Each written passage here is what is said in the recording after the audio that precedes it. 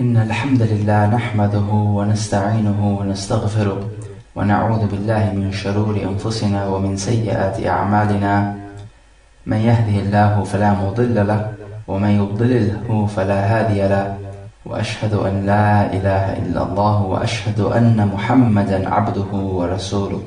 يا أيها الذين آمنوا اتقوا الله ولا تموتن إلا وأنتم مسلمون. يا أيها الذين آمنوا اتقوا ربكم الذي خلقكم من نفس واحدة وجعل منها زوجها وبث منهما رجالا كثيرا ونساء، واتقوا الله الذي تساءلون به والأرحام إن الله كان عليكم رقيبا. يا أيها الذين آمنوا اتقوا الله وقولوا قولا سديدا يصلح لكم أعمالكم ويغفر لكم ذنوبكم، ومن يطع الله ورسوله فقد فاز فوزا عظيما. أما بعد. فأيها الإخوان الكرام, in this presentation we will be journeying through one of the very famous books of ahadith called Umdatul Ahkam, compiled by Imam Abd Al-Ghaniyy Al-Maqdisi rahimahullah ta'ala. This sheikh was an expert in ahadith. He had memorized hundreds of thousands of ahadith with their isnad, their chains of narrators. Imam Al-Hafidh Al-Diyya, another expert in hadith, called Imam Al-Hafidh Abd Al-Ghaniyy Amirul Mu'mineen fil Hadith. He called him the leader of the believers in ahadith. He compiled this book, Umdatul Ahkam, which is a book of ahadith. Most of these ahadith are found in both Sahih al-Bukhari and Sahih Muslim. And if they're not found in both of them, they will be in at least one of them. So all these ahadith in this book are Sahih. And the other thing to note about this book is that all the ahadith in this book are pertaining to fiqh, to the rulings of the Sharia. Back in the day, people used to memorize many ahadith, and there used to be a real zeal about memorizing ahadith. But as time went on, this memorization became less and less, and scholars noticed that people were slacking off in their memorization because it was too much for them. So they composed books of ahadith which don't contain too many ahadith and are easier for memorization. Umdatul Ahkam is one such an example, and you will find others such as Imam Nawawi's 40 hadith and Riyadh al-Salihin by the same author. Although these condensed books of ahadith don't contain all the ahadith you will ever need to know, they certainly do contain the most important ones. Al-Hafidh Abd Al-Ghaniyy was well known for his knowledge, but he was also well known for his piety, and he only ever used to spend his time in studying or worshipping Allah or teaching in his masjid. Although he had memorized many ahadith and could recite them without reading them from a book, he used to recite these ahadith from the book. And he was once asked, "Why do you recite it from the book?" And he answered by saying that if I don't recite it from the book, I fear I might become proud. Meaning to say, I might become proud of my memory. فَيَا subhanallah, O listener, akramakallah, look at how he feared pride and vanity, and how he feared committing a sin. This indeed is one of the signs of a true scholar of Islam. And this instance is called al-wara' in Arabic. Al-wara' is to leave off something which is permissible for fear of falling into something which is impermissible. Because reciting a hadith from a book is permissible, but he left it off because he feared falling into something which is impermissible. And this is a sign of true fear of Allah subhanahu wa ta'ala. The Shaykh died in the year 600 Hijri at the age of 59. However, his books which he authored, and there are many of them, still live on, and Muslims till this day and age still take benefit from them.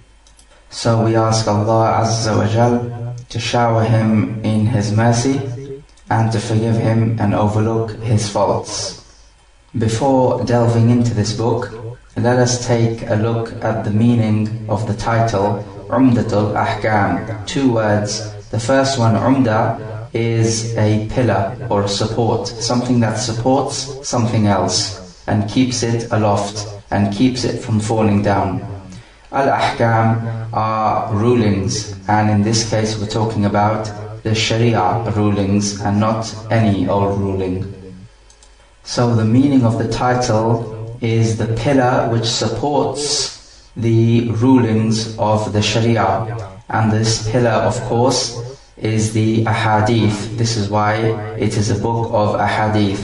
There are also Quranic ayat which support rulings, which we take as evidence, but the Shaykh in his book concentrated on ahadith which are sahih. Also, before delving into this book, we would like to advise that you should have this book at hand with you so you can read the ahadith as we go through this presentation. You are well advised to memorize the ahadith in Umdatul Ahkam, because if you can memorize the ahadith and study the explanation behind these ahadith, you will be insha'Allah upon much goodness. You are also well advised to make notes as we go along, because we will be insha'Allah ta'ala going through over 400 ahadith, and there will be a wealth of information thrown at you, much of which you will forget unless you write it down. And a true student of knowledge always has a notebook and a pen with him whenever he studies the religion. So studying the religion and seeking knowledge of this deen is not just a leisurely activity, but rather it is some serious hard work. Bismillahir Rahmanir Rahim. Al-Hafidh Abd Al-Ghaniyy begins his book by saying Kitab al-Tahara. At-Tahara in the language means cleanliness, because the deen of Islam is a deen of cleanliness. We keep ourselves clean. As in the hadith, At-Tahara Shatrul Iman, that Tahara or purity is half of your Iman. However, this does not mean that we keep ourselves clean in an exaggerated and extreme way, because actually this in effect is overindulging in the life of this world, which is not allowed, or at the least is certainly hated, as in the hadith al-badhadhatu min al-iman, that al-badhadha is from iman. Al-badhadha means when you have a dirty, shabby looking appearance. Because when you have an appearance that looks like this, a dirty and shabby looking appearance, then it means you're not indulging in the life of this world, which is a sign of Iman. And a sign of kufr is that you are overindulging in this life. So we say that Islam is a religion of cleanliness, but without overdoing it and without exaggerating in it.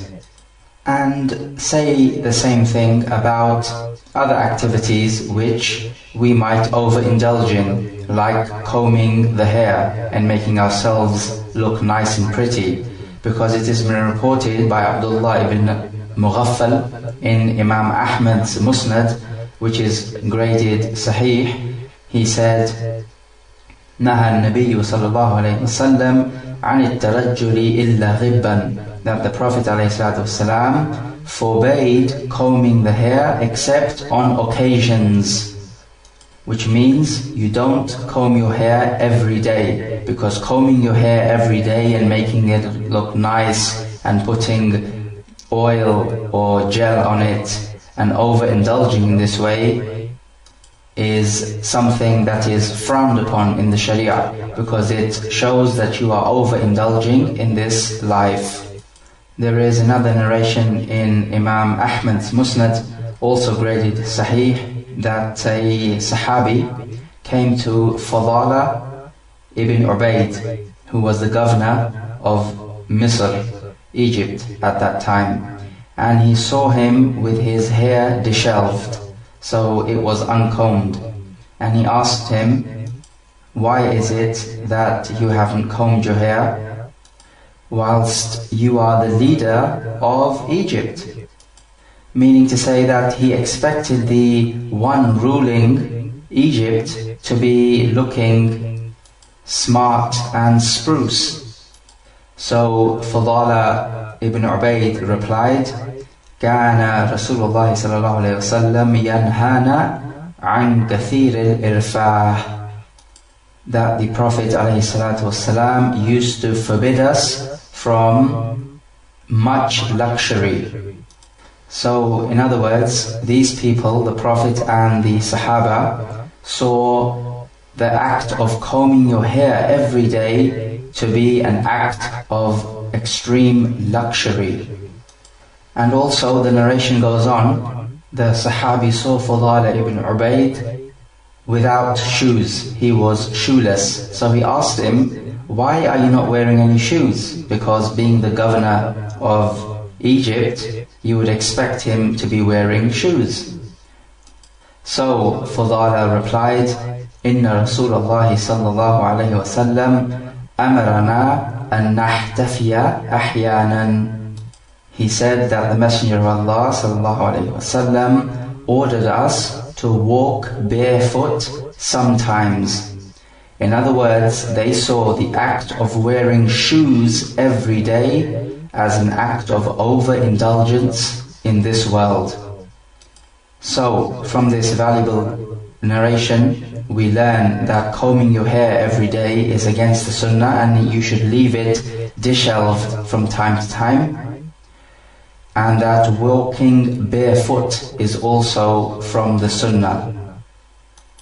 So, in other words, walk with shoes sometimes and walk barefoot whenever you can and whenever it is easy for you at other times. Although this may all seem a little strange to you because you're not used to it, all you need to know is that the guidance of Muhammad sallallahu alaihi wasallam is the best guidance, and it is better than the guidance of the people of the 21st century which we are living in right now. So, hadith number 1 in this book, Kitab al-Tahara, عن أمير المؤمنين أبي حفص عمر بن الخطاب رضي الله عنه قال: سمعت رسول الله صلى الله عليه وسلم يقول. This is on the authority of Abi Hafs Umar ibn al-Khattab, who is the famous companion.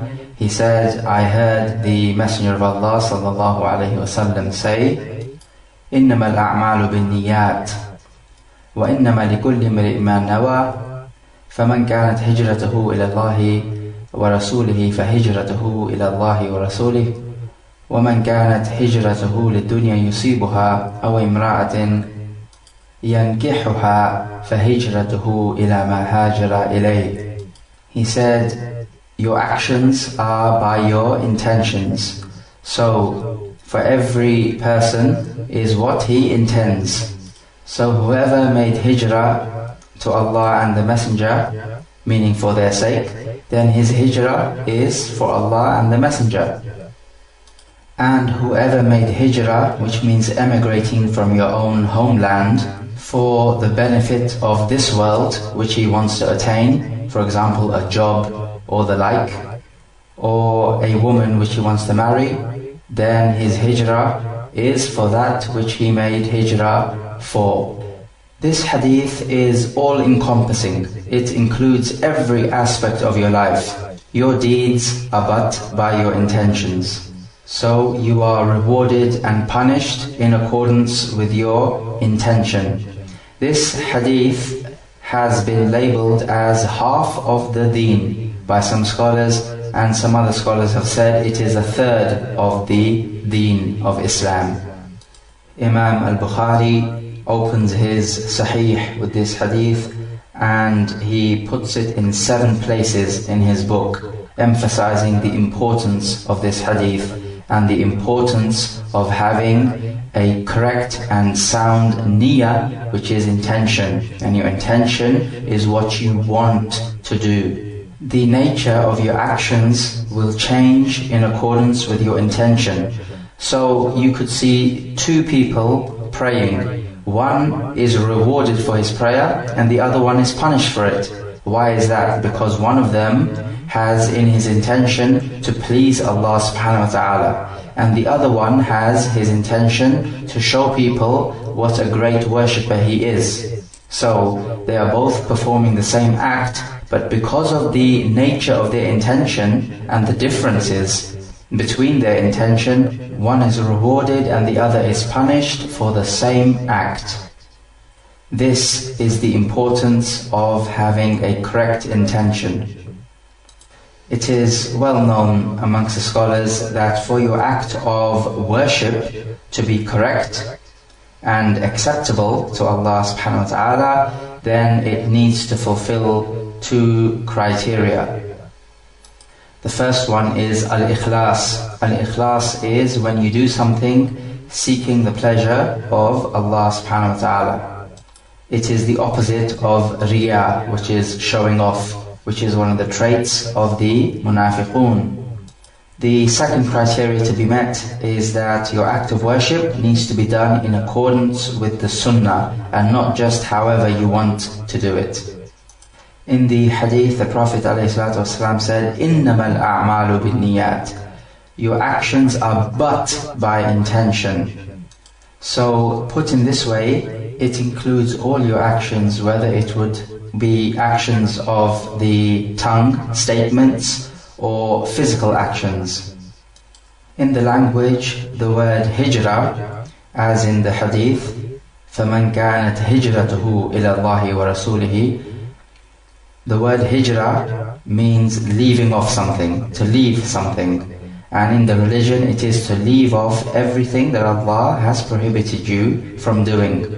And in the technical terminology, it means leaving the land of kufr and shirk and also bid'ah to a land where the sunnah is practiced, a land of Islam.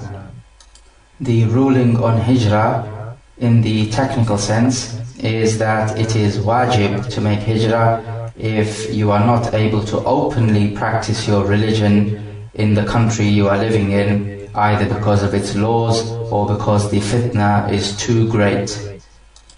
Allah subhanahu wa ta'ala says, إِنَّ الَّذِينَ تَوَفَّاهُمُ الْمَلَائِكَةُ ظَالِمِي أَنفُسِهِمْ قَالُوا فِيمَ كُنْتُمْ قَالُوا كُنَّا مُسْتَضْعَفِينَ فِي الْأَرْضِ قالوا ألم تكن أرض الله واسعة فتهاجروا فيها فأولئك مأواهم جهنم وساءت مصيرا. He says, verily as for those whom the angels take in their death, whilst they are oppressing their own selves, meaning staying amongst the disbelievers, even though emigration or hijrah is obligatory upon them because they're not allowed to practice their deen openly. The angels say to them, in what condition were you? They will reply, we were weak and oppressed on the earth, because living amongst the kuffar led them to be in a weak and oppressed situation. The angels would say to them, was not the earth of Allah spacious enough for you to emigrate? Such men will find their abode in hell, and what an evil destination that is. And in any case, making hijrah from the people of kufr to the people of Islam is at least mustahab, which is at least recommended, even if you can practice your religion openly in the land of kufr. As for the hadith in the Sahih, La hijrata ba'd al-fath, that there is no hijrah after the conquest of Mecca, then the way to understand this hadith is that nobody needs to make hijrah from Mecca to Medina, because all of it became the land of Islam, because Mecca was conquered, and before that it was the land of the mushrikeen. But that ruling cannot apply to a Muslim living in the land of Kufr in this day and age. So hijrah will always continue. As in the hadith which is sahih, لا تنقطع الحجرة حتى تنقطع التوبة ولا تنقطع التوبة حتى تغرب الشمس من مغربها. That hijrah will not cease until tawbah, repentance, ceases.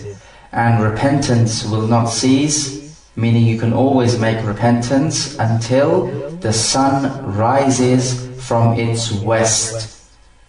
So this hadith makes it clear that hijrah will always be valid until the end of time.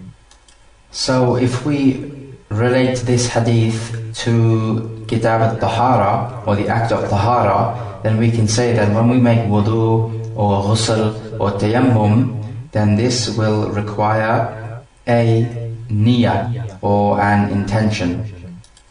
And this is before you perform the act. The place of the intention is the heart, so you don't need to utter out anything, because that will be a bid'ah.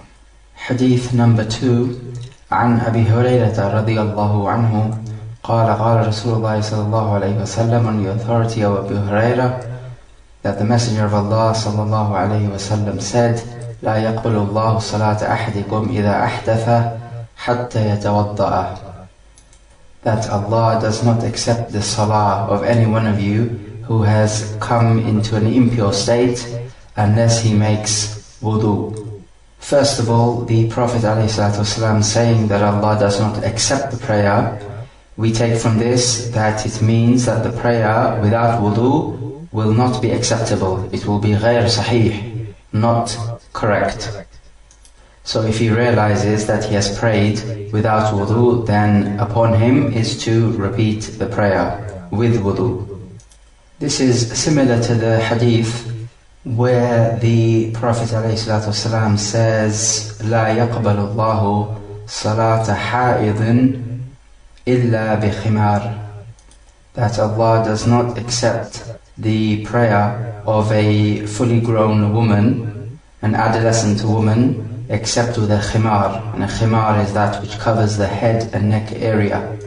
So upon this hadith, which has been graded sahih by many scholars, and if we take this hadith as sahih, then it would mean that a woman praying without a khimar, then her salah is not acceptable, and that she must repeat the prayer, this time wearing the khimar.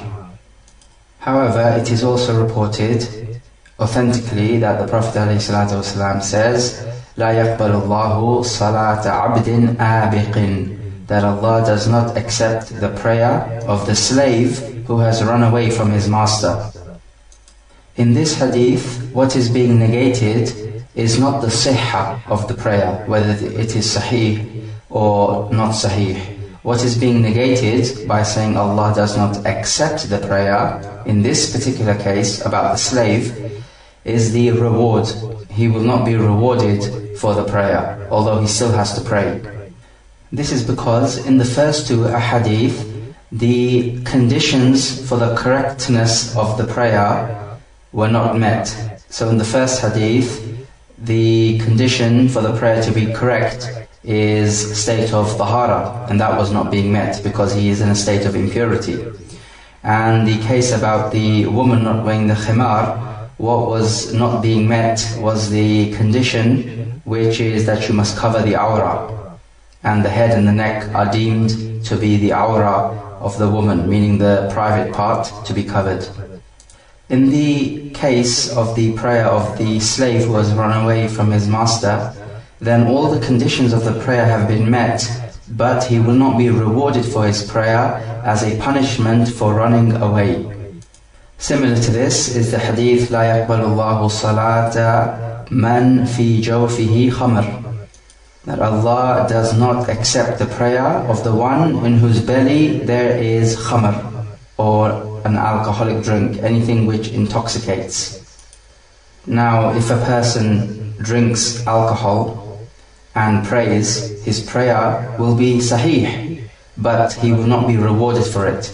Sahih, meaning that he does not have to repeat the prayer. So this is the vital difference. He will not be rewarded for it, but neither does he have to repeat it. If his prayer was not sahih, it would mean that he has to repeat the prayer.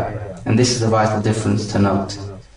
Similar to this is the hadith, Man ata arrafan la yaqbal Allahu salata arba'ina yawman. Whoever comes to a fortune teller, then Allah will not accept his prayer for 40 days.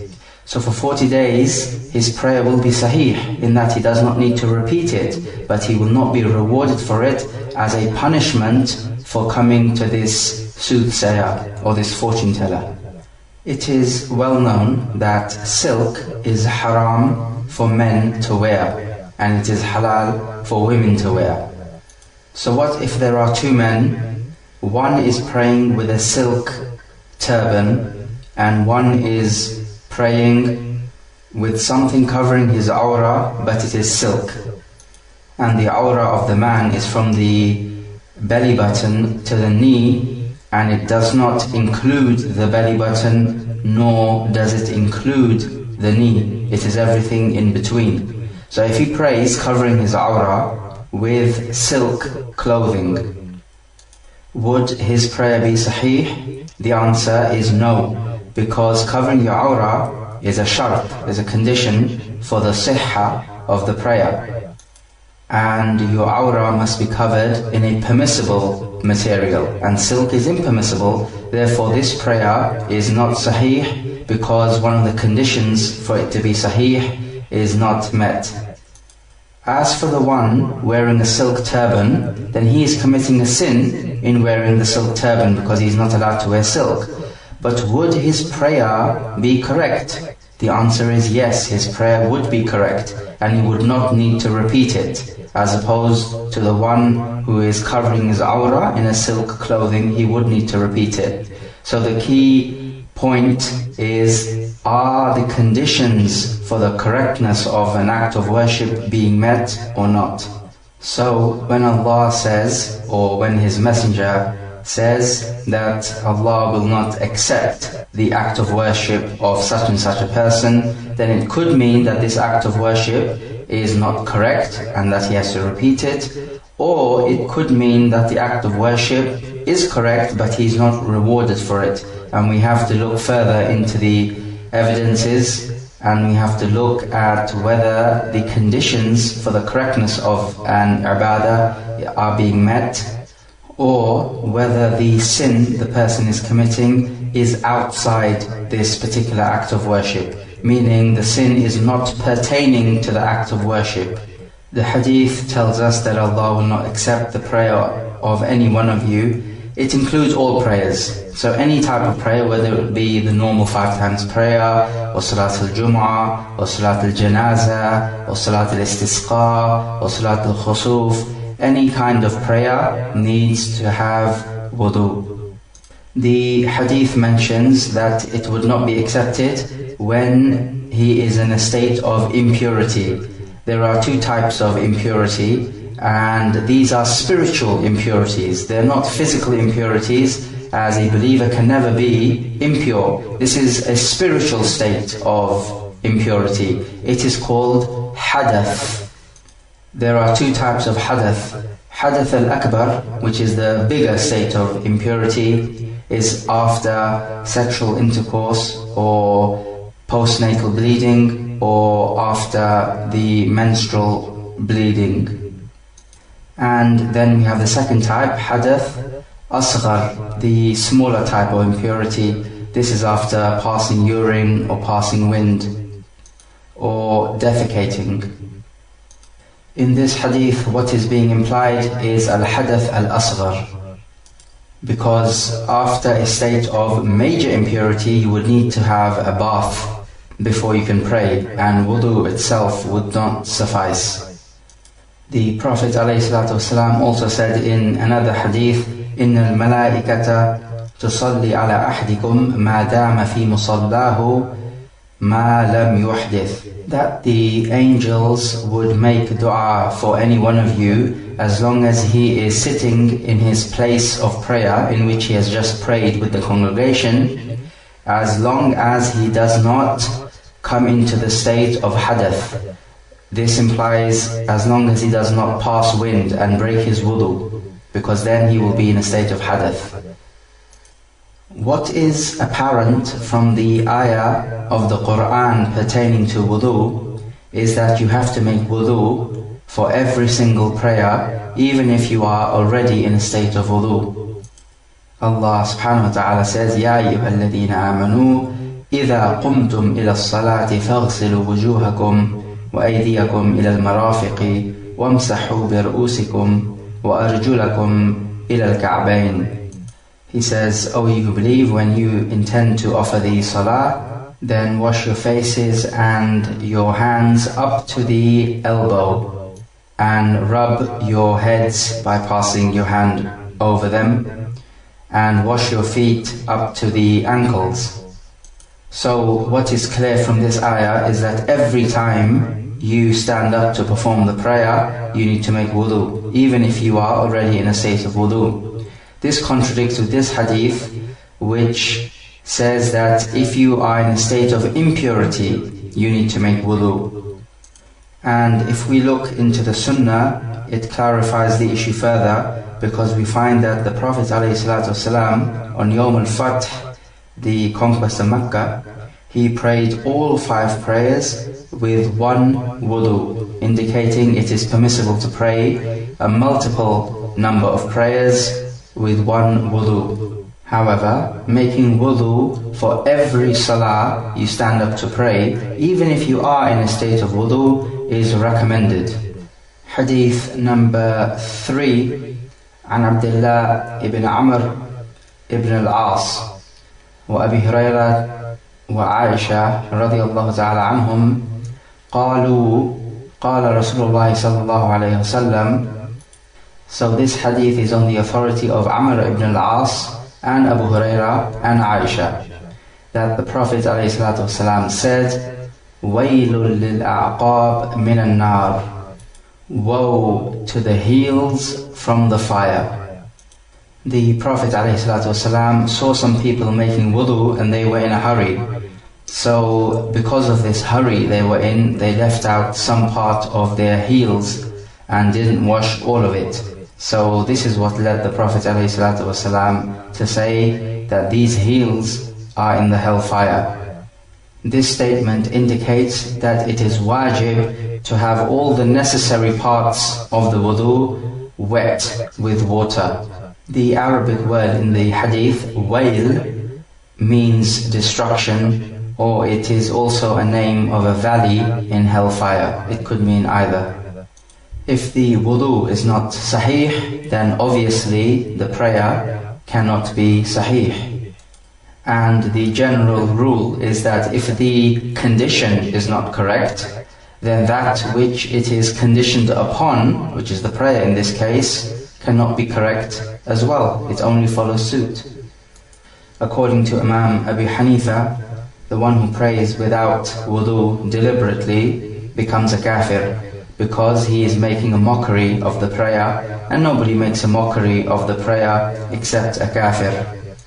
In any case, taking care to do your wudu carefully and making sure that all the necessary parts are wet with water is essential. You do not need to rub any part. As long as they are wet with water, this would suffice. So make sure that your heels are properly washed and wet with water, as well as the elbows, because this is another part of the body which people leave out, the tip of the elbow. So pay attention to these body parts. Hadith number 4. عن أبي هريرة رضي الله عنه أن رسول الله صلى الله عليه وسلم قال. This is on the authority of Abu Huraira, who said that the Prophet ﷺ said, إذا توضأ أحدكم فليجعل في أنفه ماء ثم ليستنثر ومن استجمر فليوتر.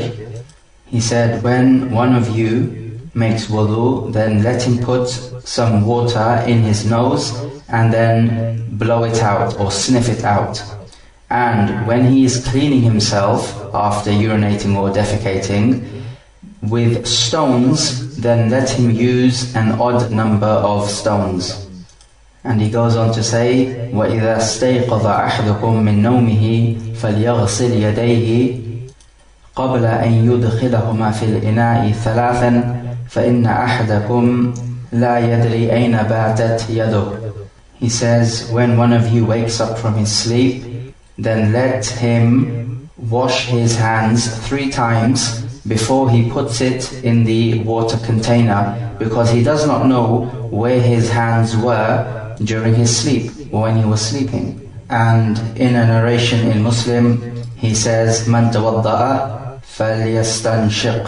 Whoever performs wudu, then let him put water up his nose, or sniff the water up his nose. And in another narration in Muslim, he says, فَلْيَسْتَنْشِقْ بِمِنْخَرَيْهِ مِنَ الْمَاءِ. This is the same meaning. Then let him sniff water up his 2 nostrils. And then follows another narration on the authority of Abu Hurairah that the Prophet ﷺ said, لا يبولن أحدكم في الماء الدائم الذي لا يجري ثم يغتسل منه. That one of you should not urinate in still or stagnant water which is not running, and then take a bath in it. And Imam Muslim has in his Sahih, لا يغتسل أحدكم في الماء الدائم وهو جنب. That no one of you should take a bath in stagnant water whilst he is in a state of post-sexual impurity. This is the al-hadath al-akbar which we spoke about. So in these narrations, right at the beginning, the Prophet ﷺ mentions that if someone uses stones to purify himself after urinating or defecating, then he should use an odd number of stones. This is by way of recommendation. Otherwise, if he was to use an even number and clean himself properly, then this would suffice. He should try to use a minimum number of 3 times to ensure that he has properly cleaned himself. We also find from this hadith that when you wake up from your sleep, and this is any sleep, whether it be during the night time or during the daytime, then you should wash your hands 3 times before touching plates and vessels and anything which requires clean hands. And the justification for this is that, as the Prophet mentioned, for verily one of you does not know where his hands have been. So his hands may have been touching something unclean during his sleep and he was not aware of it. However, it needs to be known that the original ruling about your hands is that they are clean. And after you wake up, you are unsure whether they are totally clean or not, and this is why you wash them 3 times as mentioned in the hadith. But here we have a clash between that which you are sure of and that which you doubt. Because before your sleep, you are sure that your hands are clean, and after your sleep, you are doubting that your hands might be clean, or you have a 50-50 doubt, which is called a shak. And it is well known that when doubt and certainty clash in this way, then you should pay no attention to the doubt and go with that which you are certain. For example, if you made wudu for Salat al-Dhuhr and then Salat al-Asr comes in and you are unsure whether you broke your wudu or not, then what should you do? Because in this situation there is also a clash between certainty and doubt. What you are certain of is that you did make wudu at Dhuhr time, and what you're doubting is, was the wudu broken or not? So in situations like this, you always go with that which you are certain and you neglect that which is doubtful. This is always the case in matters of 50-50 doubt. However, in this hadith, the Prophet ﷺ orders us to work with the doubtful matter, meaning you're doubting whether your hands are clean or unclean, and you're not paying attention to that which you are sure of, which is that your hands were clean. So how can we explain this? Because it's going against the fundamental ruling. We say that this is a matter which is ta'abbudi. Ta'abbudi, coming from abada, which comes from ibadah, meaning to worship, are those matters in which we don't know the reason for doing it, but we do it because we are ordered by the lawgiver or the shari'.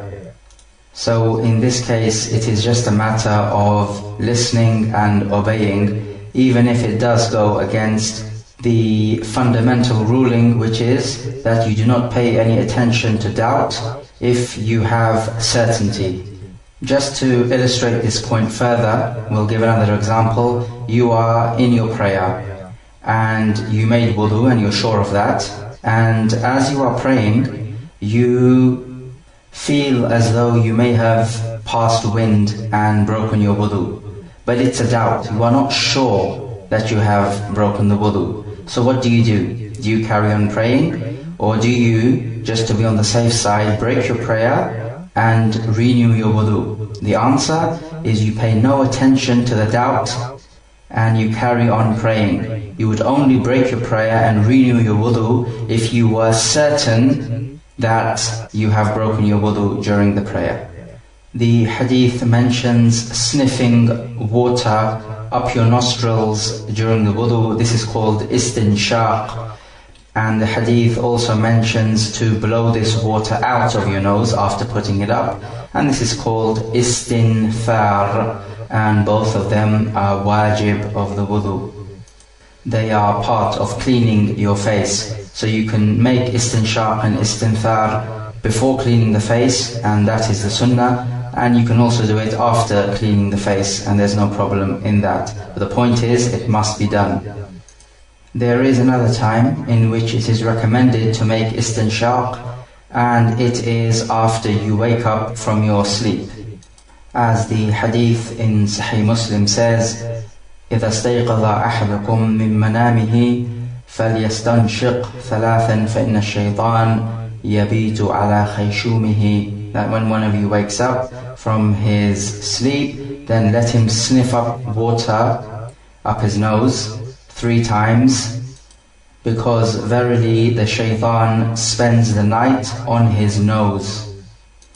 Putting water up your nose and cleaning your nostrils will remove any harmful elements that may be in your nose, and will lead to you becoming a lot more active as opposed to feeling lazy, which is what the shaitan would want you to feel like. The hadith mentions urinating in still water and then taking a bath in it. This is because urine is impure, and there makes no sense in taking a bath in water which is impure. Water will become impure if it is mixed with an impurity and it changes the state of the water, either its color or its taste or its smell. The exception to this ruling is if the amount of water is very large. So for example, if you urinate in an ocean and it's still water, then this will not make it najis or impure, because the water is such a great amount that the urine will not affect it. The hadith also mentions not taking a bath in still water. This is like, for example, in a small pond which you might see, because you can make this pond dirty by taking a bath, and others might want to take water out of this bath, so you will be harming others. But rather it makes more sense if you just take some of the water from the pond in accordance with how much you need. What is clear from the hadith is that if you're not allowed to take a bath in still water, nor urinate in still water, then you are allowed to do it in water which is running, because then any unclean water will be naturally replaced by clean water. If a person who is in a state of major hadath, post-sexual impurity, for example, and he takes a bath in still water, then does that make the water impure? It may make it dirty, because of the body dirt, but does it make it impure? Because there's a difference between water being dirty and water being impure. The answer is it will not make the water impure because of the hadith إِنَّ الْمَاءَ طَهُورٌ لَا يُنَجِّسُهُ شَيْءٌ, that verily water is purifying, meaning it purifies you, and nothing makes it impure. So what we say is nothing makes the water impure except for when we have an evidence that the water is impure. Hadith number 5. This is on the authority of Abu Hurairah radiyallahu anhu, that the Prophet ﷺ said, إِذَا شَرِبَ الْكَلْبُ فِي إِنَاءِ أَحَدِكُمْ فَلْيَغْسِلْهُ سَبْعًا, that when a dog drinks from the water container of any one of you, then he should wash it 7 times. And in a version of Muslim, أُولَاهُنَّ بِالتُّرَابِ, that the first of these washing should be with dust.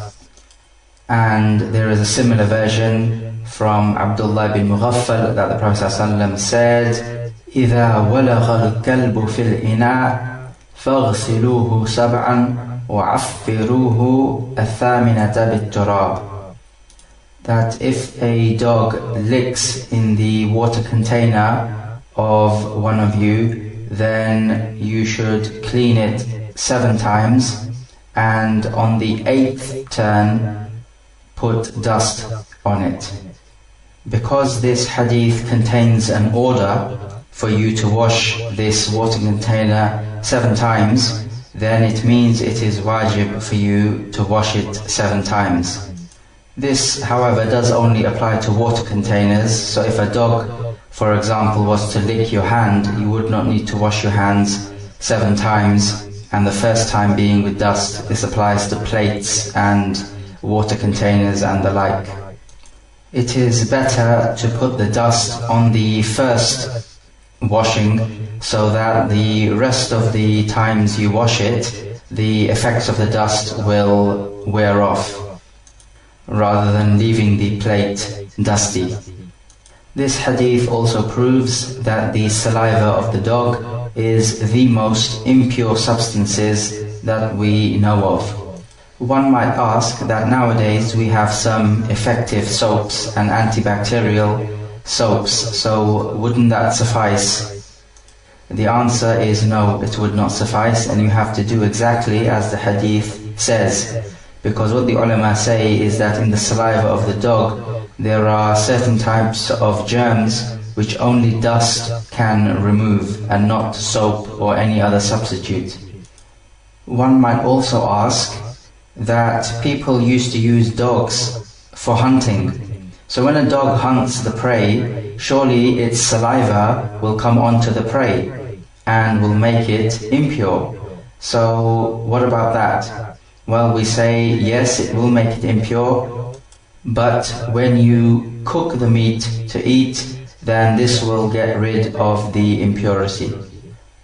And if the dog drinks from the water in the water container or the bowl, then you have to pour out this water because this water is impure. However, if there was a solid substance in the bowl, then you only need to remove that part which the dog licked, and the rest can remain as it is. So you don't have to get rid of all of it.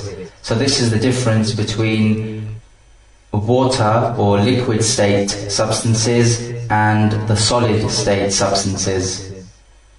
So in the solid state substances, you will just get rid of the actual part which is licked, and possibly the stuff around it as well, just to make sure, and then the rest of it can remain as it is. You don't need to get rid of all of it.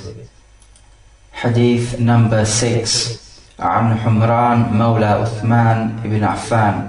This is on the authority of Humran, who is the freed slave of Uthman ibn Affan radiyallahu anhu, أنه رأى عثمان دعا بوضوء فأفرغ على يديه من إنائه فغسلهما 3 مرات. He says that he saw Uthman call for some water to make wudu from, and he put some of this water from the water container onto his hand 3 times. So in other words, he washed his hands 3 times. ثم أدخل يمينه في الوضوء ثم تمضمض واستنشق واستنثر. And then he put his right hand in the water and he rinsed his mouth out. He put water up his nostrils and he blew the water out from his nostrils. ثم غسل وجهه ثلاثا.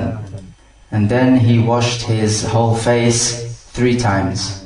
ويديه إلى المرفقين ثلاثا. And his hands all the way up to the elbows, and including the elbows, 3 times. ثم مسح برأسه ثم غسل كلتي رجليه ثلاثا ثم قال رأيت النبي صلى الله عليه وسلم توضأ نحو وضوء هذا وقال من توضأ نحو وضوء هذا ثم صلى ركعتين لا يحدث فيهما نفسه غفر الله له ما تقدم من ذنبه. Then he went on to say that he wiped his head and then washed both his feet 3 times. And then Uthman said that I saw the Prophet ﷺ make wudu just like the way I did it. And he said, and quoting the Prophet ﷺ, he says, whoever does wudu like my wudu, and then he prays 2 rak'at, and he does not speak in them to his own self, and stays focused in the prayer, then Allah will forgive all the sins that have come before, meaning all the sins in his past. This hadith is fairly self-explanatory, and it is in accordance with the ayah of Surah Al-Ma'idah, which explains the description of the wudu. So make note that rinsing your mouth out, sniffing water up your nose and blowing it back out again are all part of washing the face, and they are wajib. It is from the sunnah of the wudu to wash your right limb first and then the left one. However, if you did it the other way around and washed the left first and then the right, your wudu would be sahih. The way to wipe your head is that you begin with the forehead and you pass both your wet hands over the whole of your head up to the nape, and then you return them back to where you started. And this is a description that is given in Sahih Muslim. The hadith mentions praying 2 rak'ah and not speaking to oneself. These are the thoughts that enter your mind which are not pertaining to the prayer. So if there are any thoughts that enter your mind, you don't have any control when they enter your mind, but you do have control as to whether you entertain these thoughts in your mind or not.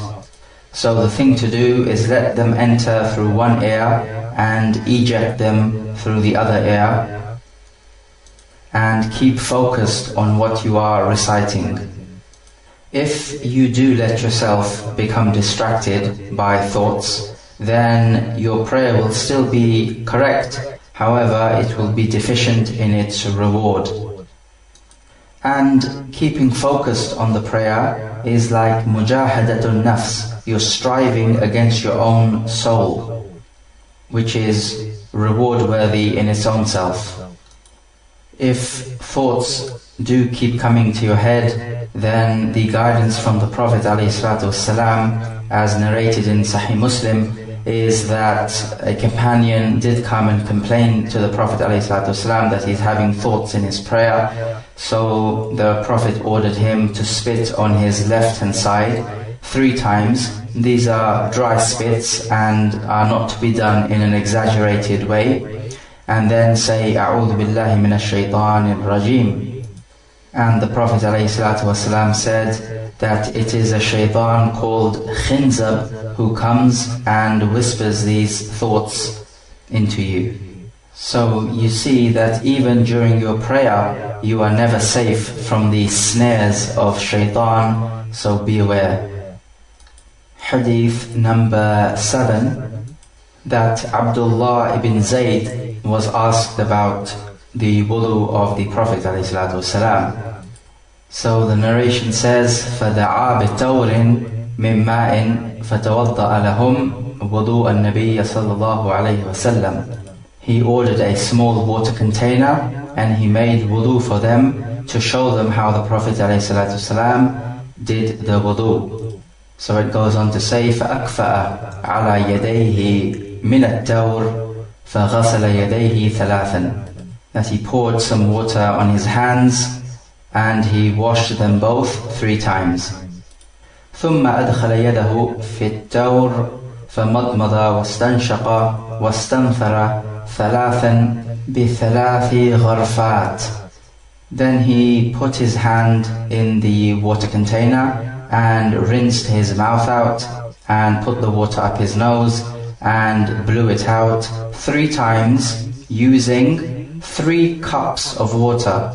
Cup meaning when you cup your hand and draw the water out of the water container. ثُمَّ أَدْخَلَ يَدَهُ فِي التَّوْرِ فَغَسَلَ وَجْهَهُ ثَلَاثًا ثُمَّ أَدْخَلَ يَدَهُ فَغَسَلَهُمَا مَرَّتَيْنِ إِلَى الْمِرْفَقَيْنِ. And then he put his hand in the water container again and washed his face 3 times. Then he put his hand in the water container again and washed his hands up to the elbows. ثُمَّ أَدْخَلَ يَدَيْهِ فَمَسَحَ بِهِمَا رَأْسَهُ فَأَقْبَلَ بِهِمَا وَأَدْبَرَ مَرَّةً وَاحِدَةً ثُمَّ غَسَلَ رِجْلَيْهِ.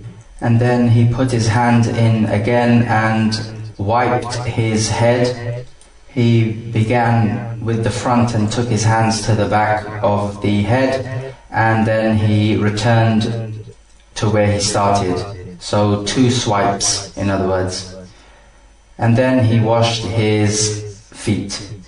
And in a narration it said, بدأ بمقدم رأسه حتى ذهب بهما إلى قفاه ثم ردهما حتى رجع إلى المكان الذي بدأ منه. It says that in the wiping of the head, he began with the front part of the head, so the forehead, and he took it all the way to the nape, and then he brought it back again to the front, where he first began. And in another narration it is said, أتانا رسول الله صلى الله عليه وسلم فأخرجنا له ماء في تور من صفر.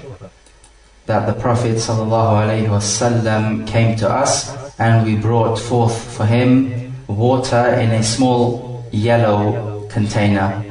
And all of these hadith are muttafaqun alayh, agreed upon by Bukhari and Muslim.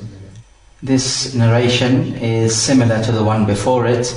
The previous one was done by Uthman ibn Affan, and this wudu description is done by Abdullah ibn Zayd, both prominent companions of the Prophet ﷺ. There is some extra information in this hadith. We find that he rinsed his mouth out and made istinshaq and made istinthar with 3 scoopfuls of water. So you take the water in your cupped right hand and you take some water from this cupped right hand and put it in your mouth to rinse. Then the rest of the water, which is in the same cupped hand, you would put and sniff up your nostrils. And then you use your left hand to blow the water out. This is because the left is used for cleaning yourself and for getting rid of impurities and dirty substances. Washing your limbs up to 3 times is the sunnah. If you did it once or twice, then your wudu is acceptable. However, going above 3 times is a bid'ah. That's why if you are ever unsure about how many times you've washed your limb, for example, you're unsure whether it is twice or thrice, then go by 3 times. Take the upper limit, because you don't want to go above 3. We also find in this hadith the description of wiping your head is that you begin with the forehead and you go to the nape and you bring it back. So there's 2 swipes and that is how you wipe the head. All of the head needs to be wiped and not just part of it. And both of your hands need to be used in wiping the head, not just one, and both your hands need to be wet, of course. Part of wiping the head is to wipe the ears as well. So you put your index finger inside your ear and give it a wipe, and then with the thumb you would wipe the back of the ear, because wiping the ear is part of wiping the head. Hadith number 8. This is on the authority of Aisha radiyallahu ta'ala anha. In fact, it is her statement herself, and she said, كان رسول الله صلى الله عليه وسلم يعجبه التيمم في تنعله وترجله وطهوره وفي شأنه كله. She said that beginning with the right hand side used to always please the Prophet ﷺ when he would wear his shoes, or when he would comb his head, or in his tahara, and in all of his affairs.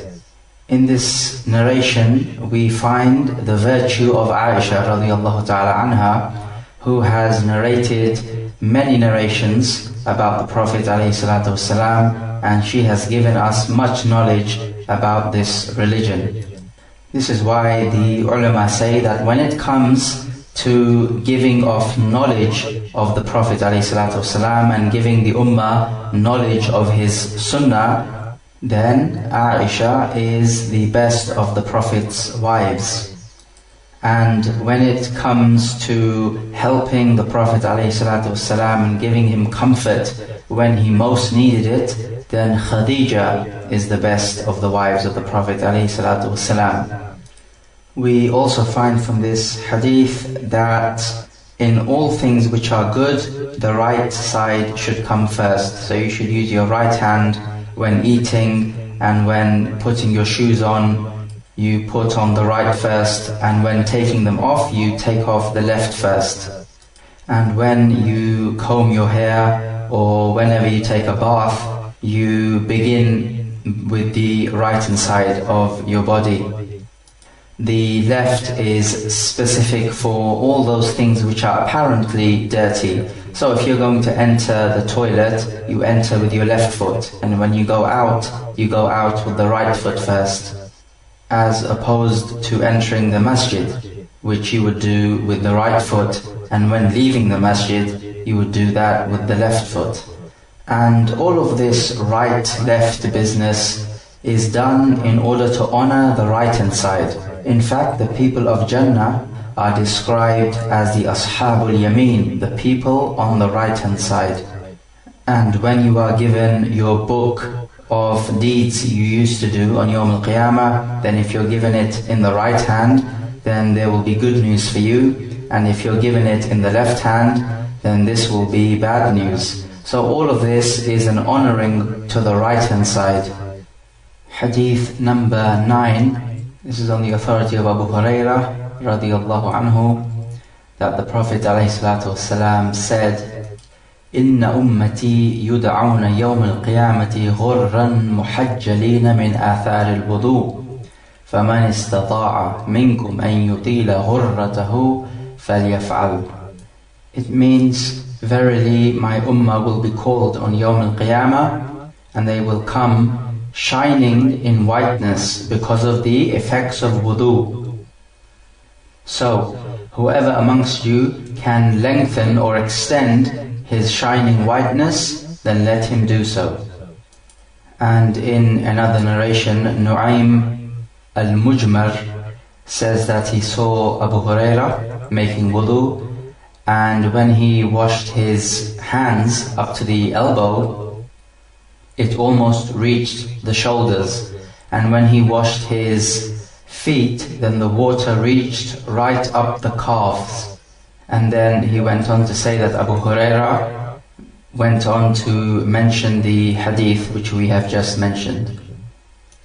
And Imam Muslim has in another narration that Abu Hurairah said, سمعت خليلي صلى الله عليه وسلم يقول تبلغ الحلية من المؤمن حيث يبلغ الوضوء. The Prophet said that the beautification which the mu'min will receive, which is the beautification of nur, which is light, it will reach wherever the wudu reached. So the limbs which you washed in your wudu, it will reach those limbs. In these aforementioned narrations, there is good news for all those who make wudu, because they will come on Yawm al-Qiyamah with their faces and their hands and their feet shining brightly in whiteness. And on Yawm al-Qiyamah, of course, there will be everybody who ever lived on earth gathered together. So the Prophet ﷺ will be able to recognize people from his ummah because of this shining whiteness that they will come with. So this is the way that the followers of this Sharia will become distinguished from the other people on Yawm al-Qiyamah. What is apparent from this narration is that if you're, for example, washing the hands up to the elbows, then it is something desirable to go above the elbows, right up to the shoulders almost. And if you're washing the foot, then wash it even above the ankle bone. However, this statement which Abu Hurairah makes, so whoever is able to lengthen or extend his shining whiteness, let him do so, these are not the words of the Prophet ﷺ. This is what's called mudraj. These are the words of Abu Hurairah which have been interpolated into the hadith. The truth of the matter is that the Prophet ﷺ never went above the ankle bone in his wudu, and he never went above the elbow whilst washing the hands. So to go above these places would actually be a bid'ah. So the statement of Abu Hurairah in this case is not to be followed, because it is in contradiction with the Quran and the authentic Sunnah. But rather, the most important element of making wudu is that all the necessary body parts of the wudu need to be wet with water. This is what you have to concentrate on. If you can do that, then you have made your wudu well. Hadith number 10, on the authority of Anas ibn Malik, that the Prophet ﷺ, when he entered the toilet, or the place to relieve himself, which is called al-khala in Arabic, he said, Allahumma inni a'udhu bika min al-khubuthi wal-khaba'ith. O Allah, I seek refuge in you from all evil and the male and female devils. This hadith teaches us the etiquettes of entering the lavatory when one needs to relieve himself. So this is a dua worth memorizing. The question is, when do you say it? Do you say it before entering the lavatory, or as you enter, or after you enter? The answer is, you say it before entering it, because mentioning the name of Allah inside the lavatory is undesirable and not befitting.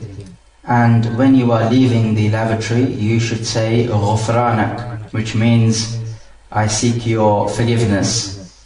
And this is quite fitting, because when you relieve yourself, then Allah has relieved you of your impure substances that were in your body. So now also ask for Allah to relieve you of your impure deeds, so that you may become totally purified, physically and spiritually. Whilst relieving yourself, it is undesirable to speak, except in the case of necessity, because it has been mentioned that once the Prophet ﷺ was relieving himself and somebody said salam to him, and the Prophet ﷺ did not reply back, even though replying to the salam is wajib. So that means that when you are relieving yourself, you must not speak. This hadith also proves that the lavatory and places where people relieve themselves are places where the shayateen occupy. And mentioning the name of Allah and saying a lot of dua will give you protection from these jinn. But we know that the shayateen are both from the ins, mankind, and from the jinn. But if you saw a shaitan from the ins, from the mankind, and said this dua in front of him, it would have no effect. He would not flee away from you. But if you said it in front of a shaitan from the jinn, then it will have an effect and he will flee away from the remembrance of Allah.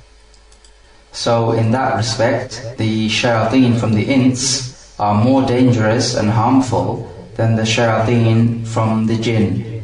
Wallahu musta'an. Hadith number 11. This is on the authority of Abu Ayyub Al-Ansari, that the Prophet ﷺ said, إذا أردتم الغائط فلا تستقبلوا القبلة بغائط ولا بول ولا تستدبروها ولكن شرقوا أو غربوا. Abu Ayyub in this narration goes on to say, فقدمنا الشام فوجدنا مراحيض قد بنيت نحو الكعبة فننحرف عنها ونستغفر الله عز وجل.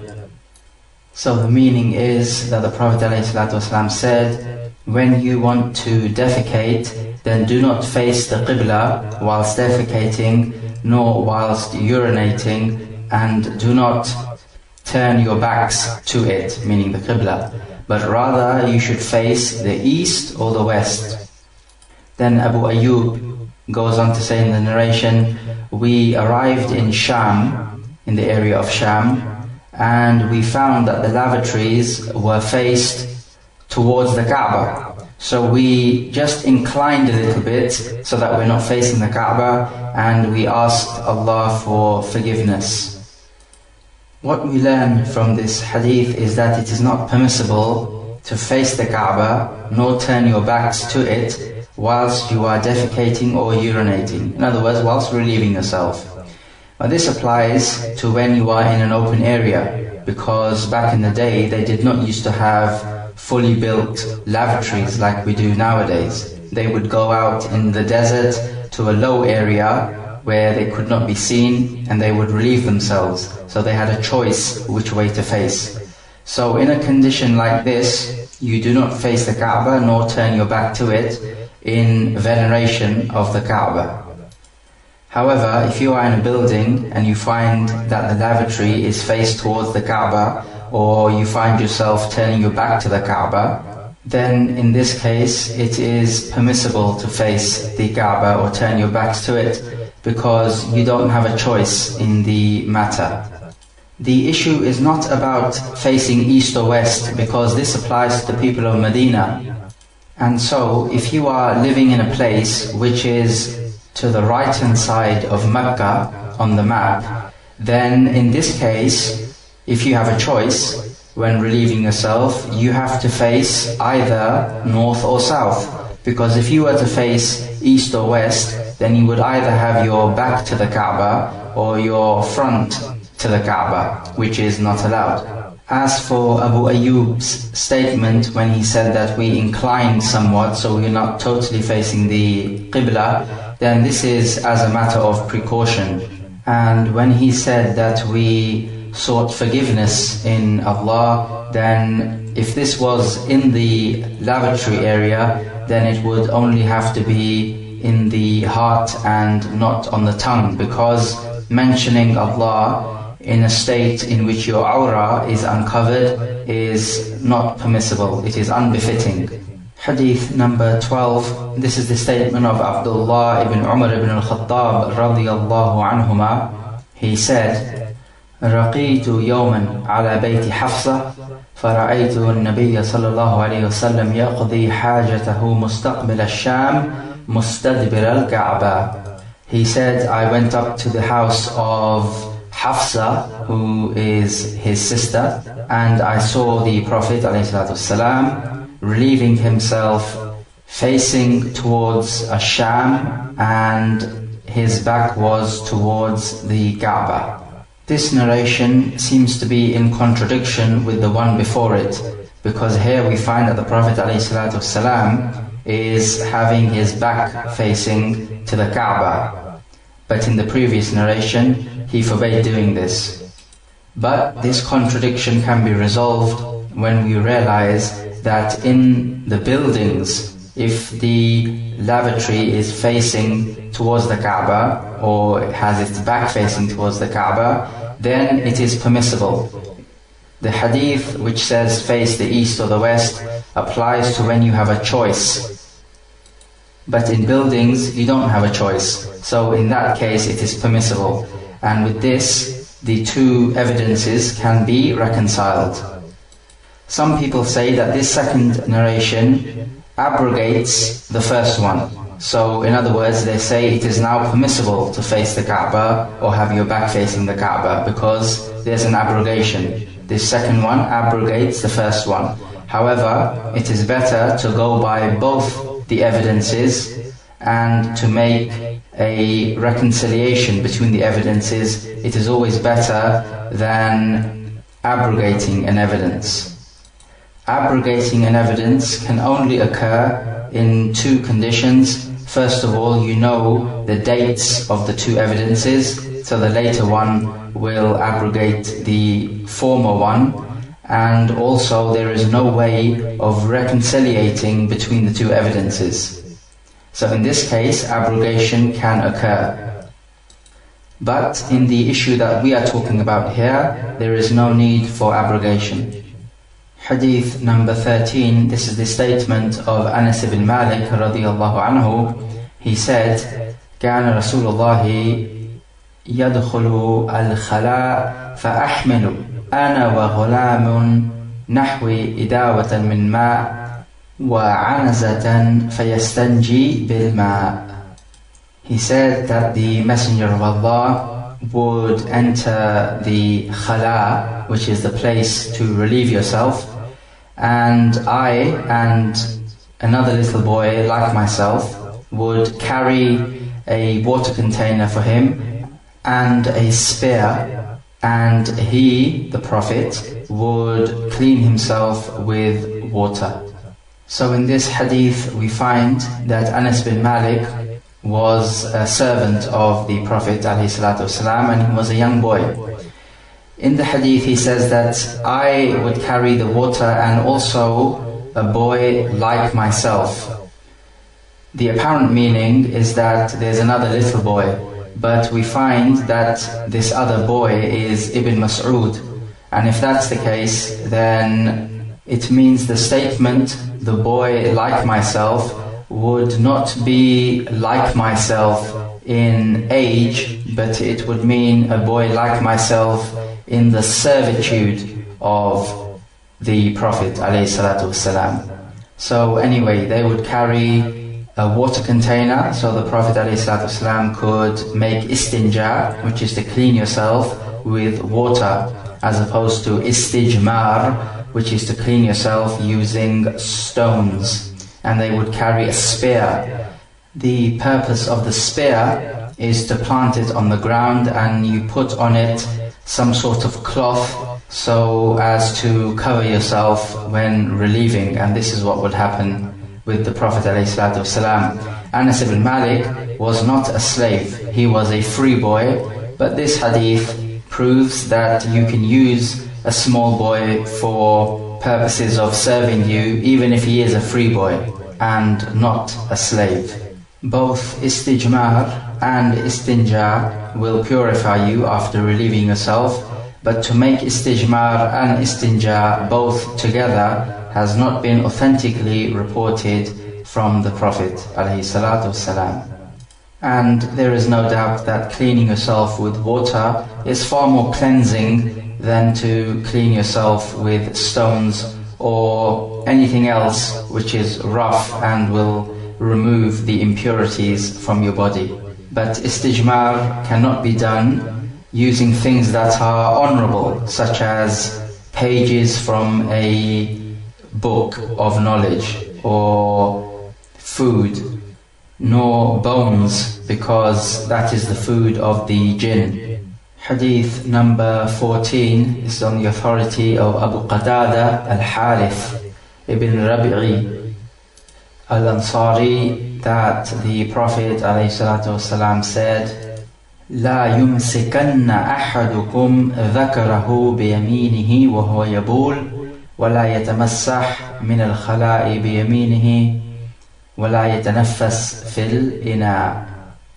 He said that one of you must not hold his private part as he urinates with his right hand, and he should not wipe himself in the lavatory with his right hand, meaning he should not clean himself with the right hand, and one should not breathe into the drinking vessel or the glass which you are drinking from. In this hadith we find that the right hand is always used for the noble acts and noble things. This order about not holding the private with the right hand is a recommendation, so it is not haram to touch it with the right hand as the scholars have said, but it is better to leave it out and not touch the private part with the right hand. Likewise, if you are wiping yourself and cleaning yourself in the lavatory, then it should be done with the left hand in honoring of the right hand. Because as we've mentioned before, the left side is used for all those things which are apparently dirty or impure. As for not breathing into the drinking vessel, then this is for hygiene purposes. You could spread germs that way. So there are 3 points in this hadith, and all of them are by way of recommendation according to the majority of the scholars. Hadith number 15. This is on the authority of Abdullah ibn Abbas radiyallahu ta'ala anhuma. He said, مر النبي صلى الله عليه وسلم بقبرين فقال إنهما لا يعذبان وما يعذبان في كبير أما أحدهما فكان لا يستتر من البول وأما الآخر فكان يمشي بالنميمة. He said that the Prophet ﷺ passed by 2 graves, and he said that these 2 inhabitants of the graves are being punished, and they are not being punished for something big. As for one of them, he did not take care to protect himself from urine when he urinated. So in other words, he got urine on his clothes or on his body. And as for the other one, he used to go around spreading an-namima. And an-namima is when you say something to people to incite hatred and enmity between them. So the narration goes on. Ibn Abbas says, فَأَخَذَ جَرِيدَةً رَطْبَةً فَشَقَّهَا نِصْفَيْنِ فَغَرَزَ فِي كُلِّ قَبْرٍ وَاحِدَةٍ. He says that he took 2 moist branches from a tree, and he cut them in half, and he planted 1 branch in each grave. فَقَالُوا يَا رَسُولَ اللَّهِ لِمَا فَعَلْتَ هَذَا؟ قَالَ لَعَلَّهُ يُخَفِّفُ عَنْهُمَا مَا لَمْ يَيْبَسَا. So his companions asked him, O Messenger of Allah, why did you do this? Then he said, hopefully these 2 branches will lessen their punishment in the grave as long as they do not dry up. In this hadith, first of all, let us turn our attention to the Prophet ﷺ saying that they are not punished for something that is big. One might think that these 2 sins are not major sins or big sins because of the statement they are not being punished for something that is big. And this is the wrong understanding. But rather, both of these sins are major sins. They are not to be taken lightly whatsoever. But what the Prophet meant when he said that they are not big is that it is not hard to avoid these sins. They can be easily avoided. When you are urinating, you need to make sure that no urine comes onto the clothes or on your body, because this will spoil your prayer. You cannot pray with urine on your clothes. There is another narration which says, "Istanzihu min al-bawl fa inna ammata adhab al-qabr min al-bawl." He said, avoid getting urine onto your clothes, because the majority of the punishment of the grave is because of urine. The hadith is weak, but nevertheless it is well known that avoiding urine on your clothes is wajib. The other point is about an-namima. An-namima is when you go and say stuff which causes hatred and enmity between people. In other words, it's all that which you say to stir up hatred. It is certainly one of the major sins. The Prophet said, "La yadkhulul jannah qattatun," that the one who goes around spreading the namima will not enter Jannah. And in another narration in Sahih Muslim, he says, "La yadkhulul jannah an-nammam," that the one who goes around spreading namima will not enter Jannah. And a warning like this could not be except for a major sin. The one who spreads namima in the land causes more corruption in the land than even the sorcerer, as the ulama have stated. The other thing to note about this hadith is the Prophet ﷺ taking the two moist branches from the tree and placing them in the grave. This is from the special khasa'is which are specific to him. Only he can do it, and nobody else in the ummah is allowed to do this. It is not prescribed in the Sharia. The reason for this is because the punishment of the grave is from the ilmul ghaib, is from the knowledge of the unseen, and it could not be known except through revelation, and only prophets and messengers are given revelation. So it is not for the rest of the ummah to go around planting moist branches on graves in the hope that their punishment would be reduced. Rather, if you want to reward or benefit your dead ones, then the way to do it is dua. Make sincere dua for them, and you can also give sadaqah on their behalf. As for doing extra nawafil, acts of ibadah, then this is not prescribed in the Sharia. So extra prayers and sending the reward to them, or fasting, or going on hajj, all of this and other acts of worship are not prescribed. As for the fasting, then if one made a vow to Allah that he will fast, then this vow needs to be fulfilled, and we'll talk more about vows when we come to the chapter of nadhr, which means a vow. And as for the hajj, if the dead did not perform the obligatory hajj and he has enough money, then this can be performed on his behalf. What we are talking about here is extra acts of worship, and sending the reward to the dead is not something which is prescribed, although there is a difference of opinion on the issue. But what we are sure of is giving sadaqah on his behalf, or making sincere dua is certainly prescribed and allowed, because there are specific evidences for these latter two. Hadith number 16, this is on the authority of Abu Hurairah radiyallahu anhu, that the Prophet ﷺ said, لَوْلَا أَنْ أَشُقَّ عَلَىٰ أُمَّتِي لَأَمَرْتُكُمْ بِالسِّوَاكِ مَعَ كُلِّ وُضُوءٍ عِنْدَ كُلِّ صَلَاةٍ. The Prophet said, if it wasn't for the fact that I would burden my ummah with hardship, I would order them to brush their teeth with every wudu they make at the time of every salah. So what we find in this hadith is that brushing the teeth with the siwak, which is a wooden stick, is a confirmed sunnah. It is not wajib, but it is 1 degree below wajib. But this deen is not about burdening people with hardship, as the Prophet ﷺ himself said, بُعِثْتُ بِالْحَنَفِيَّةِ السَّمْحَةِ, I have been sent with the monotheistic religion, which is samha. It is a forgiving religion which overlooks people and does not burden them with more than they can bear.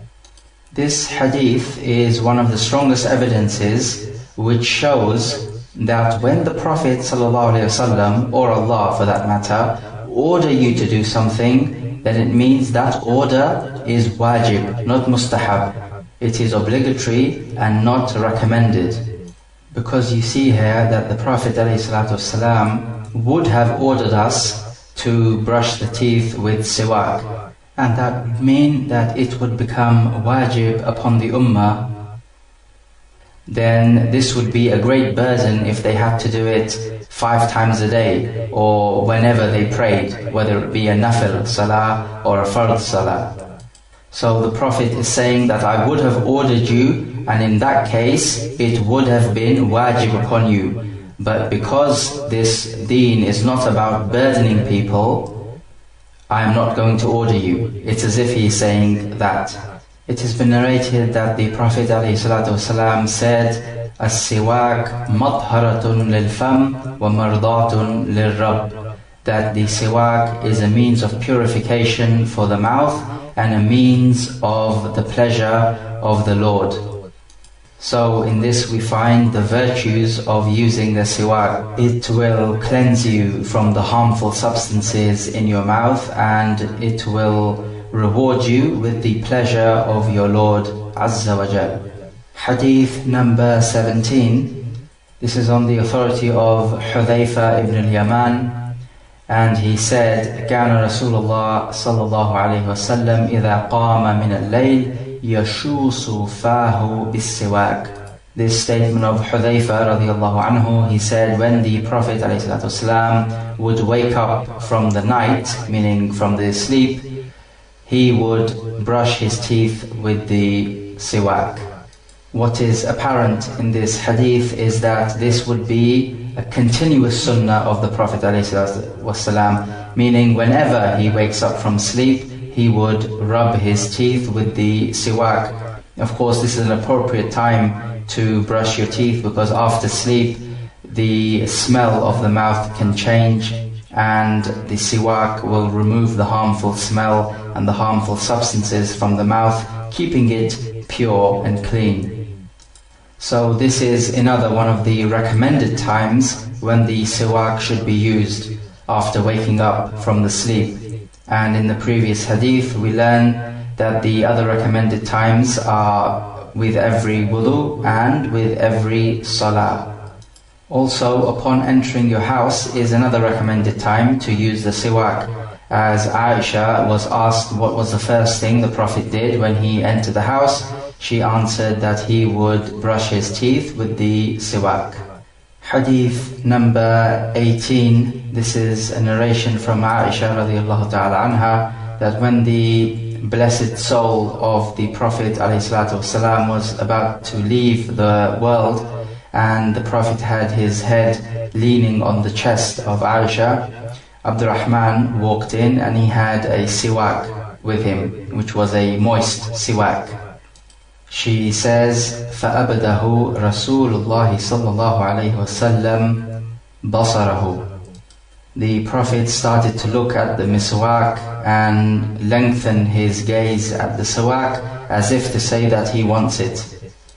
فَأَخَذْتُ السِّوَاكَ فَقَضَمْتُهُ وَطَيَّبْتُهُ. She says, I took the siwak and I bit it off a bit, and I made it good for him to brush his teeth with.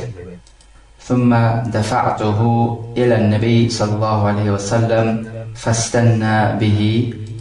She says, then I gave it to the Prophet ﷺ, and he started to clean his teeth with it. فَمَا رَأَيْتُ رَسُولَ اللَّهِ صَلَّى اللَّهُ عَلَيْهِ وَسَلَّمْ استنى استنانا أحسن منه. She said, I never saw the Prophet ﷺ brushing his teeth better than the way he did it then. فما عدا أن فرغ رسول الله صلى الله عليه وسلم رفع يده أو إصبعه ثم قال في الرفيق الأعلى ثلاثا ثم قضي عليه. So no sooner did he finish brushing his teeth that he raised his hand or his finger up in towards the sky, and he said, amongst the highest companions, 3 times, and then he passed away. And in another wording it is said, فَرَأَيْتُهُ يَنْظُرُ إِلَيْهِ فَعَرَفْتُ أَنَّهُ يُحِبُّ السِّوَاكَ فَقُلْتُ آخُذُهُ لَكَ. فأشار برأسه النعم. She said that he saw or looked at the siwak, and I knew that he would love to brush his teeth with the siwak. So I said to him, shall I take the siwak for you? And he nodded with his head as if to say yes. And this is the wording of Bukhari, and in Sahih Muslim there is a wording similar to it. The Prophet ﷺ was in some pain when he was dying, and whenever in his life the Prophet ﷺ suffered some sort of pain because of an illness, then he said himself that I suffer the pain which two of you men suffer. And he was then told, but this is because you will be rewarded extra, isn't it? And he said, Ajal, yes.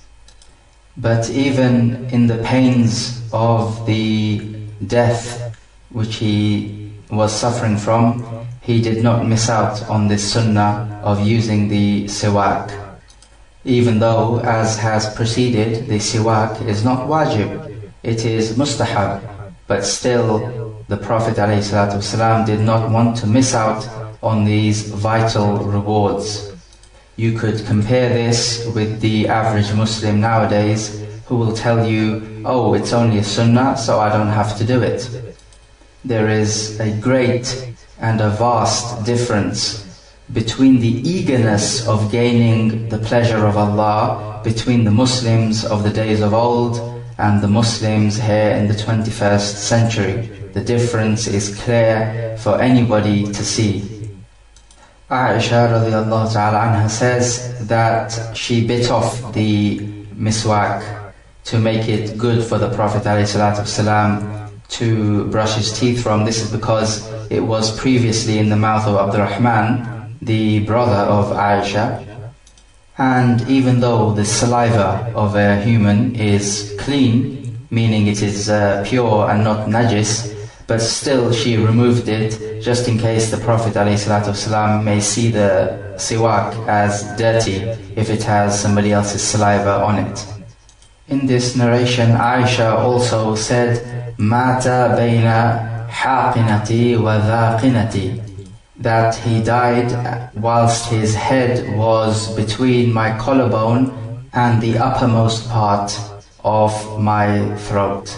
It has also been reported in the Sahih that the last words that the Prophet ﷺ uttered were, Allahumma ghfirli warhamni wa alhiqni bil rafiq al-a'la, before he passed away. It means, O Allah, forgive me and have mercy on me and join me with the highest companions. So notice here that he did not say La ilaha illallah, despite the hadith which says laqinu mawtakum la ilaha illallah, that make your dead people or those who are about to die repeat La ilaha illallah, but he did not say it himself. So what we can understand from this is that if a Muslim does not say La ilaha illallah before his death, but says anything else which indicates that he has tawheed, then this would suffice him, and it would be a substitute for La ilaha illallah. However, what is preferred is to say La ilaha illallah, as was instructed by the Prophet.